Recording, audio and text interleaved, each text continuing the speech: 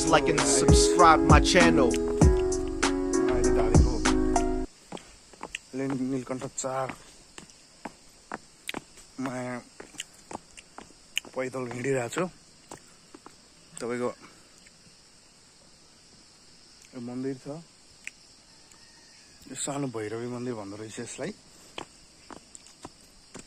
ठुलो त माथि भैरवी भइहाल्यो। तल बजार देखिँदो रहेछ, हेर्नुस् बजारको क्या सुन्दर छ भ्यूहरु।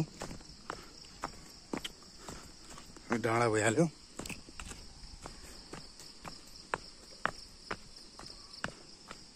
पहिला बनेका यो पानी ट्याङ्कीहरु, यसमा पानी सञ्चालन भइरहेका छन्।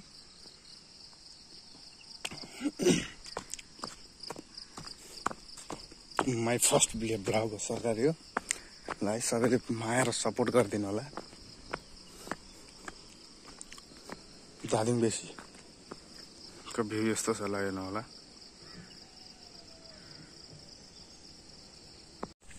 हाम्रो यो मर्निङ भ्यू हो।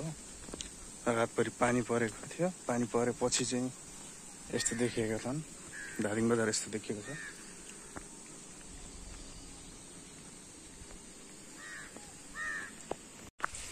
सबैले माया साथ र सपोर्ट गरिदिनु होला। सब्स्क्राइब गरिदिनु होला, लाइक शेयर पनि गरिदिनु होला। Thank you.